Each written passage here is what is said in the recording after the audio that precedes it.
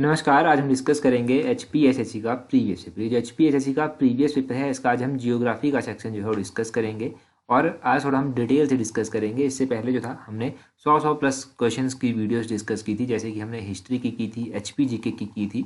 तो आज हम थोड़ा डिटेल से डिस्कस कर लेते हैं। इसके बाद जियोग्राफी के भी 100 प्लस क्वेश्चन हम डिस्कस जरूर करेंगे।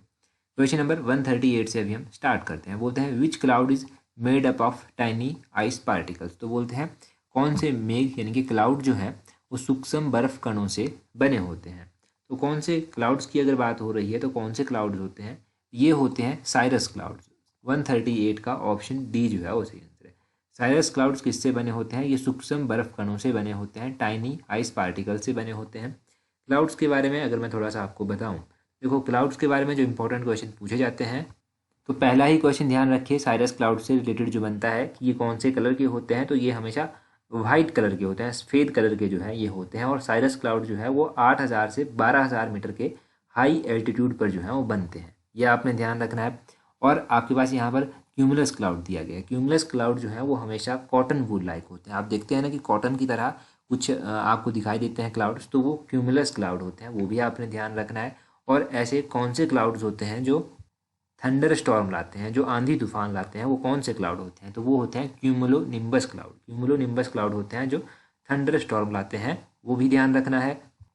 और यहाँ पर एक स्ट्रेटस क्लाउड दिया गया है। तो स्ट्रेटस क्लाउड के बारे में आपने क्या याद रखना है कि ये क्लाउड जो है, ये क्लाउड हमेशा जो है स्काई का लार्ज पोर्शन जो है वो कवर करते हैं, मतलब लार्ज एरिया पर ये क्लाउड जो है वो देखने को मिलते हैं।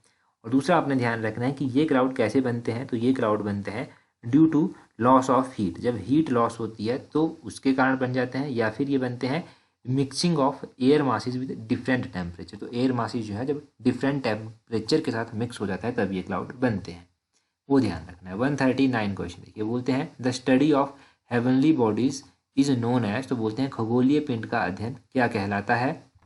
तो इसका सही आंसर होगा एस्ट्रोनॉमी, खगोल विज्ञान। तो बोलते हैं खगोलीय पिंड का अध्ययन क्या कहलाता है? खगोल विज्ञान का कहलाता है।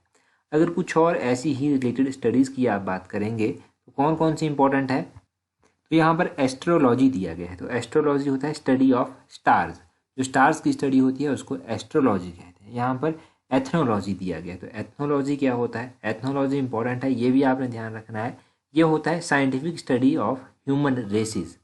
Scientific study of human races को क्या कहते हैं? एथनोलॉजी कहते हैं। और यहाँ पर एस्ट्रोनॉटिक्स दिया गया है, ये क्या होता है? ये होता है the study of science related space craft. तो साइंस से रिलेटेड जो स्पेस क्राफ्ट होते हैं उसकी स्टडी को एस्ट्रोनॉटिक्स कहते हैं, या फिर science related to spacecraft को एस्ट्रोनॉटिक्स कहते हैं, ये आपने ध्यान रखना है। इसके अलावा और कौन कौन सी स्टडीज़ जो हैं वो इम्पॉर्टेंट है।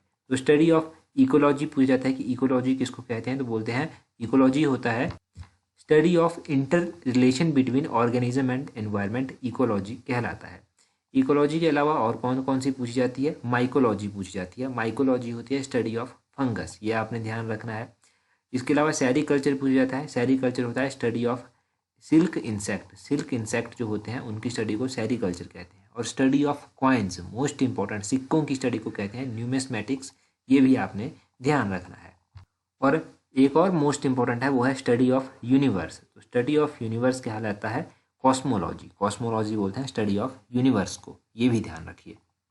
अगला क्वेश्चन देखते हैं। 140 के बाद हमारे पास नेक्स्ट क्वेश्चन है 141। बोलते हैं nor'wester cause significant amount of rainfall in. तो बोलते हैं नॉर वेस्टर के कारण जो है वो अधिक मात्रा में वर्षा होती है। कहाँ पर नॉर वेस्टर के कारण जो है वो अधिक मात्रा में वर्षा होती है? तो इसके कारण वर्षा होती है असम और वेस्ट बंगाल में। असम और वेस्ट बंगाल में नॉर वेस्टर के कारण बहुत ज़्यादा बारिश देखने को मिलती है। अगर नॉर वेस्टर के बारे में थोड़ा सा हम डिटेल से बात करें तो आपने ध्यान रखना है कि नॉर वेस्टर को काल वैशाखी भी कहते हैं। और ये जो है इंडिया और बांग्लादेश के रीजन्स में जो है वो प्रचलित मुख्य रूप से होता है। और आपने ध्यान रखना है कि ये मार्च से लेकर टिल मानसून तक जो है ये रहता है। और इससे जो है क्या होता है, उड़ीसा, वेस्ट बंगाल, असम, बिहार, छत्तीसगढ़, झारखंड, बांग्लादेश और नॉर्थ ईस्टर्न स्टेट में जो है काफ़ी थंडरस्टॉर्म देखने को जो है वो मिलता है इस पीरियड में, जो इसका पीरियड होता है। कई बार पूछ जाता है कि ये नॉर वेस्टर ओरिजिन कहाँ से होता है, इसका ओरिजिनेट कहाँ से होते हैं? तो ये छोटा नागपुर प्लेट्यू से जो है वो ओरिजिनेट होते हैं मुख्य रूप से, ये भी थोड़ा सा ध्यान रख लीजिए। अगला क्वेश्चन देखिए 142 का। 142 में क्या बोलते हैं, the most widely consumed cereal in India is, तो बोलते हैं भारत में सबसे अधिक अनाज की खपत होती है। तो भारत में जो सबसे अधिक अनाज की खपत होती है वो राइस की होती है। ऑप्शन सी जो है वो सही आंसर है, राइस की खपत भारत में सबसे ज़्यादा देखने को मिलती है। पहला ही क्वेश्चन जो यहाँ से बनता है और मोस्ट इंपॉर्टेंट है एग्जाम पॉइंट ऑफ व्यू से, वो है कि राइस बॉल ऑफ इंडिया किसको कहते हैं। तो rice ball of India Krishna Godavari delta को जो है वो कहा जाता है। कृष्णा गोदावरी डेल्टा जो है राइस बॉल ऑफ इंडिया के नाम से जाने जाते हैं। और देखो राबी क्रॉप्स होती हैं, खरीफ क्रॉप्स होती हैं। तो राइस जो है वो कौन से टाइप की क्रॉप है, आपने ध्यान रखना है कि राइस जो है वो किस तरह की क्रॉप है। राइस खरीफ क्रॉप में आता है। और खरीफ क्रॉप जो है ये कौन से मंथ में उगाई जाती हैं और काटी जाती हैं, तो ये जुलाई मंथ में मुख्य रूप से उगाई जाती हैं और अक्टूबर में जो है ये काटी जाती हैं। उसी तरह आपने ध्यान रखना है कि खरीफ रबी क्रॉप्स जो होती हैं, रबी क्रॉप्स अक्टूबर के महीने में उगाई जाती हैं और मार्च के महीने में काटी जाती हैं। यहाँ पर क्या दिया गया है, यहाँ पर बार्ले दिया गया है। ये कौन सी क्रॉप का एग्जाम्पल है, तो ये राबी क्रॉप का एग्जाम्पल है। यहाँ पर व्हीट दिया गया है, तो व्हीट कौन सी क्रॉप का एग्जाम्पल है, ये भी राबी क्रॉप का एग्जाम्पल है। रबी क्रॉप में और क्या क्या आता है, यहाँ पर मस्टर्ड भी आता है। और अगर खरीफ क्रॉप की बात करें, खरीफ क्रॉप में राइस आता है, मेज आता है, पल्सीज आती हैं आपकी, ये ग्राउंड नट्स आते हैं। ये सारे खरीफ क्रॉप्स में आते हैं। तो खरीफ और राबी क्रॉप्स के बारे में भी पता चल गया, राइस बॉल ऑफ इंडिया के बारे में पता चल गया। अगला क्वेश्चन देखिए 90 नंबर क्वेश्चन, बोलते हैं which of the following has the highest wind velocity. तो बोलते हैं इनमें से किसकी विंड वेलोसिटी जो है वो पवन वेग जो है वो सर्वाधिक होती है। क्वेश्चन नंबर 90 का ऑप्शन बी सही आंसर है, टॉर्नेडो। टॉर्नेडो की विंड वेलोसिटी जो है वो सबसे हाईएस्ट होती है। आपने क्या ध्यान रखना है, सबसे पहला क्वेश्चन यहाँ से बनता है टॉर्नेडो के बारे में कि टॉर्नेडो जो है वो कौन से रीजन में ओरिजिनेट होते हैं। तो ये कोस्टल रीजन ऑफ यूएस में जो है वो ओरिजिनेट होते हैं। या फिर क्वेश्चन पूछा जा सकता है कि ट्रॉपिकल साइक्लोन जो कोस्टल यूएस में होते हैं उनको किस नाम से जाना जाता है, तो टॉर्नेडोज के नाम से उनको जाना जाता है।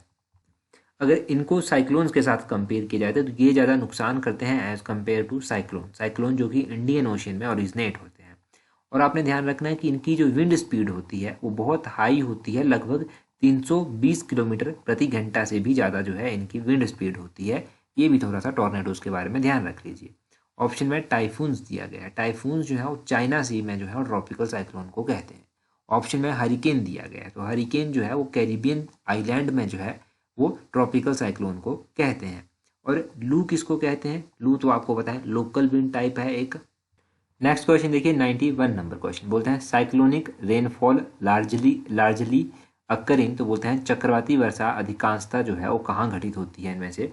91 की अगर आप बात करेंगे तो ऑप्शन बी सही आंसर है, इंडिया में। साइक्लोनिक रेनफॉल कहाँ पर होती है, ये इंडिया में देखने को मिलती है। आपको पता है रेनफॉल जो है वो अलग अलग टाइप की होती है, जैसे कि कन्वेंशनल रेनफॉल हो गया, साइक्लोनिक रेनफॉल हो गया, ओरोग्राफिक रेनफॉल हो गया। तो जो साइक्लोनिक रेनफॉल है ये इंडिया में देखने को मिलती है। अब क्वेश्चन ये बनता है कि साइक्लोनिक रेनफॉल काउज कब होती है, कब होती है इस तरह की रेनफॉल। तो ये तब होती है जब दो एयर मासेस जिनके टेम्परेचर अलग अलग होते हैं वो आपस में मिल जाते हैं, तब साइक्लोनिक रेनफॉल होती है। और उसी तरह ओरोग्राफिक रेनफॉल होती है। तो ये रेनफॉल उस टाइम देखने को मिलती है जब हवा जो है किसी बैरियर के कारण, बैरियर क्या हो सकता है, बैरियर हो सकता है माउंटेन रेंजेस, उन बैरियर्स के कारण जो है वो ऊपर की ओर उठती है, तो उसको ओरोग्राफिक रेनफॉल कहते हैं। तो कन्वेंशनल रेनफॉल के बारे में ध्यान रखना है कि ये रेनफॉल जब भी आती है तब अपने साथ लाइटनिंग और थंडर जो है वो लेकर आती है। ये इसके बारे में क्वेश्चन पूछा जाता है। तो ये तीनों की तीनों रेनफॉल्स मैंने एक्सप्लेन कर दी, थोड़ा थोड़ा हेल्प आपको ज़रूर यहाँ से मिलेगी।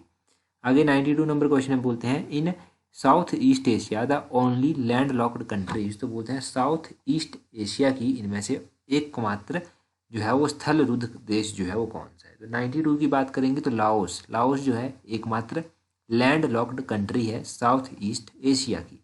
साउथ ईस्ट एशिया में कौन कौन सी कंट्रीज आती हैं, तो Indonesia, Thailand, Vietnam, Malaysia, Myanmar, Philippines, Brunei, Sri Lanka, Bhutan और भी जैसे कि हांगकांग, ये सारी कंट्री जो है साउथ ईस्ट एशिया में आती हैं। अब लाओस की बात हो रही है तो लाओस के चारों तरफ कौन कौन सी कंट्रीज हैं ताकि इसको लैंड लॉक्ड कहा गया। तो इसको लैंड लॉक्ड इसलिए कहा गया क्योंकि चारों तरफ कोई ना कोई कंट्री है, कोई भी सी नहीं लगता है। इसके चारों तरफ नॉर्थ में चाइना आता है, नॉर्थ ईस्ट और ईस्ट में वियतनाम आता है, और साउथ में कंबोडिया आता है, और वेस्ट में थाईलैंड आता है, नॉर्थ वेस्ट में म्यांमार आता है। इसीलिए इसको लैंडलॉक्ड कंट्री कहा गया। अब आपने क्या सुना होगा, आपने एशियान सुना होगा, ASEAN सुना होगा। पहले तो इसका पूरा नाम पता होना चाहिए कि इसका पूरा नाम क्या होता है। इसका पूरा नाम है association of south east Asian nation. और एशियन की स्थापना कब की गई थी? 1967 में इसकी स्थापना की गई थी। पहला क्वेश्चन ये ध्यान रखना है। दूसरा क्वेश्चन ध्यान रखना है कि इसका हेडक्वार्टर जो है वो कहाँ पर स्थित है एशियन का। तो इसका हेडक्वार्टर जो है वो इंडोनेशिया में स्थित है। इंडोनेशिया के जकार्ता में इसका हेडक्वार्टर स्थित है। इसके मेंबर्स कंट्री कौन कौन सी है? तो Indonesia, Philippines, Vietnam, Thailand, Myanmar, Malaysia, Cambodia, Laos, Singapore, Brunei, ये जो है इसके क्या है, परमानेंट मेंबर आप कह सकते हैं, इसके सदस्य आप कह सकते हैं। इंडिया एशियन का मेंबर नहीं है, ये भी ध्यान रखना है। तो ये आपने बहुत अच्छे से सारा रिवाइज कर लिया यहाँ से। अगला क्वेश्चन देखते हैं 93 नंबर क्वेश्चन। उससे पहले अगर आप तैयारी कर रहे हैं ना HPSSC क्लर्क सेक्रेटरीट की जो एग्ज़ाम बहुत नज़दीक है आपके, तो अभी भी टाइम है, टेस्ट सीरीज प्रैक्टिस कर सकते हैं, जिसका लिंक कमेंट बॉक्स और डिस्क्रिप्शन बॉक्स दोनों में मिल जाएगा, वहाँ से प्रैक्टिस कर सकते हैं। 93 नंबर क्वेश्चन देखिए, बोलते हैं विच इज़ ब्लॉक माउंटेन। तो इनमें से कौन सा ब्लॉक माउंटेन है? 93 का जो है वो ऑप्शन डी सही आंसर है। वॉशजिस जो है एक ब्लॉक माउंटेन है। वॉशजिस माउंटेन जो है ये क्या है? ब्लॉक माउंटेन का टाइप है। तो माउंटेन्स में ब्लॉक माउंटेन की सबसे पहले अगर बात की जाए तो वॉशजिस जो माउंटेन है ये यूरोप में पड़ते हैं। और ब्लॉक माउंटेन के एग्जांपल कौन कौन से हैं? इसमें राइने वैली आ जाता है, ये आपने ध्यान रखना है। राइने वैली जो है ये भी इसकी इसी का एग्जाम्पल है ब्लॉक माउंटेन का। और राइने वैली के अलावा ग्रेट अफ्रीकन रिफ्ट वैली जो है ये भी ब्लॉक माउंटेन का ही एग्जाम्पल है। ये 3 के लिए आप ध्यान रखिए ब्लॉक माउंटेन के एग्जाम्पल। तो एंड्स माउंटेन ऑप्शन में दिया गया है। एंड्स कहाँ के माउंटेन्स हैं? अगर एंड्स माउंटेन की बात करें तो ये माउंटेन साउथ अमेरिकन रीजन के आते हैं। साउथ अमेरिकन रीजन के ये माउंटेन है। उसी तरह अल्प्स माउंटेन की बात करें तो ये यूरोपियन रीजन के जो है वो माउंटेन्स माने जाते हैं। और रॉकी भी माउंटेन का टाइप है, ये नॉर्थ अमेरिकन माउंटेन का टाइप माना जाता है। और माउंटेन्स के टाइप की बात करें तो इसमें मुख्य रूप से फोल्ड माउंटेन आता है, ब्लॉक माउंटेन आता है, वॉल्केनिक माउंटेन आता है। ये माउंटेन्स के मुख्य रूप से टाइप है, ये आपको पता होना चाहिए। 94 नंबर क्वेश्चन देखिए, बोलते हैं commercial fishing is best developed in. तो बोलते हैं व्यावसायिक मछुआही जो है वो कहाँ पर सर्वाधिक विकसित है? 94 नंबर क्वेश्चन की बात करें तो ऑप्शन डी चाइना जो है वो सही आंसर है। कमर्शियल फिशिंग जो है बेस्ट डेवलप की गई है चाइना में, ये आपने ध्यान रखना है। अगर फिशिंग की बात करें तो HB सेक्रेट में पिछली बार क्वेश्चन पूछा गया था कि दियोली फिश फार्म जो है वो कौन सी खड्ड के किनारे स्थित है? तो Deoli fish farm district Bilaspur में है और ये अड़ी खड्ड के किनारे जो है वो स्थित है। ये आपने ध्यान रखना है दियोली फिश फार्म के बारे में। और बस यहीं से यही 2 क्वेश्चन आप ध्यान रखिए। 95 नंबर क्वेश्चन देख लीजिए, बोलते हैं the soil best suited for cotton is. तो कॉटन के लिए इनमें से सबसे अच्छी सॉइल जो है वो कौन सी मानी जाती है? कॉटन के लिए सबसे अच्छी सॉइल मानी जाती है ब्लैक सॉइल। ब्लैक सॉइल को रेगड सॉइल भी कहते हैं। तो रेगड सॉइल आपने ध्यान रखना है, ऑप्शन ए इसका सही आंसर है। कई बार पूछा जाता है कि black soil is also called, तो रेगड सॉइल जो है इसको कहते हैं, ये आपने ध्यान रखना है। और आपने ध्यान रखना है कि ब्लैक सॉइल जो होती है इसमें potassium, lime, magnesium, calcium carbonate, ये सब कुछ जो है वो बड़ी अच्छी मात्रा में पाया जाता है। और परंतु इसमें जो कंटेंट होता है, फॉस्फोरिक कंटेंट जो है इसमें कम मात्रा में जो है वो पाया जाता है। और ध्यान रखिए calcium carbonate, magnesium, potassium, lime जो है ये सब जो है इसमें अच्छी मात्रा में पाया जाता है। तो ये सारा ब्लैक सॉइल के बारे में भी थोड़ा सा ध्यान रखिए। वीडियो के लास्ट में थोड़े से हिंदी के क्वेश्चन देख लेते हैं। बोलते हैं इनमें से देशज शब्द आपको बताना है। तो देशज शब्द क्या होगा? 164 में ऑप्शन ए खोट जो है एक देशज शब्द है। और आगे दिया गया है प्रेम का बहुवचन। तो प्रेम का बहुवचन क्या होता है? इसका बहुवचन प्रेम ही होता है। 165 का ऑप्शन ए जो है वो सही आंसर है। आगे दिया गया है निर्भय। बोलते हैं निर्भय में कौन सा समास है? 166 का निर्भय में अव्ययी भाव समास जो है वो आता है। ऑप्शन डी 166 का सही आंसर है। उसके बाद 167 है, बोलते हैं अहम में कौन सी भाववाचक संज्ञा है? तो अहम की भाववाचक संज्ञा पूछी गई है जब आपसे, तो 167 का ऑप्शन सी अहंकार जो है वो सही आंसर आएगा। ये इसकी भाववाचक संज्ञा हो गई 167 का। 167 के बाद 168 है, बोलते हैं खोज का विशेषण क्या होगा? 168 में खोज का विशेषण खोजी होता है। ऑप्शन बी जो है वो सही आंसर है। आगे बोलते हैं बंधु में कौन सा प्रत्यय है? बंधु में कौन सा प्रत्यय है, इस क्वेश्चन को फाइनल आंसर की के अकॉर्डिंग स्क्रैप कर दिया गया है, तो हम भी डिस्कस नहीं करेंगे। 170 में बोलते हैं दूध का पर्यायवाची आपको बताना है। दूध का पर्यायवाची होता है क्षीर, ऑप्शन ए जो है वो सही आंसर है। क्वेश्चन मैं आपसे पूछता हूँ एक जियोग्राफी का, इसको आप मुझे कमेंट करके जल्दी से आंसर बताइए। एक जिब्राल्टर स्ट्रेट आपने पढ़ी होगी, जिब्राल्टर स्ट्रेट, तो जिब्राल्टर स्ट्रेट जो है वो कौन कौन सी वाटर बॉडीज को ज्वाइन करती है, जल्दी से कमेंट करके बता दीजिए। जिब्राल्टर स्ट्रेट के बारे में आपने जल्दी से कमेंट करके बताना है। और रही बात टेलीग्राम की, तो टेलीग्राम पर अगर अभी तक भी ज्वाइन नहीं किया है तो जल्दी से अपना टेलीग्राम ओपन कीजिए। इस तरह से सर्च करना @allexam31। 22,100 से अधिक लोग हमारे साथ जुड़ चुके हैं, तो आप भी जुड़ जाइए अगर अभी तक नहीं जुड़े हैं। आने वाले एग्जाम्स में डेफिनेटली आपको हेल्प मिलेगी, जैसे कि पहले भी मिलती रही है। तैयारी कर रहे हैं HPSSC clerk secretariat post code 962 की, तो आपके लिए एक अच्छा मौका है, आप टेस्ट सीरीज जो है वो प्रैक्टिस कर सकते हैं। इसमें आपको फुल लेंथ टेस्ट सीरीज मिलेंगी 10, जिसमें 200 क्वेश्चन होंगे जैसे एग्जाम में होते हैं, उनको आप प्रैक्टिस कर सकते हैं। 5 HPGK के स्पेशल टेस्ट होंगे, इनको भी आप प्रैक्टिस कर सकते हैं। और प्रीवियस ईयर क्लर्क के भी जो है वो 5 पेपर होंगे विद फाइनल आंसर की, इनको भी आप जो है वो प्रैक्टिस कर सकते हैं और अपनी स्टडी को जो है एक अच्छी शेप दे सकते हैं। इस टेस्ट सीरीज का लिंक नीचे डिस्क्रिप्शन बॉक्स में भी है, कमेंट बॉक्स में भी है, और आपको हमारे टेलीग्राम चैनल पर भी मिल जाएगा। टेस्ट सीरीज आपको PDF की फॉर्मेट में जो है वो आपके मेल में सेंड कर दी जाएगी। जब भी आप इसको अवेल करना चाहें तो नीचे लिंक में जाकर आप अवेल कर सकते हैं। PDF की फॉर्म में आप हर एक टेस्ट को प्रैक्टिस कर सकते हैं और आने वाले एग्जाम में अपनी एक सीट पक्की कर सकते हैं। तो लिंक बता दिया है आपको कहाँ पर मिलेगा। Thank you.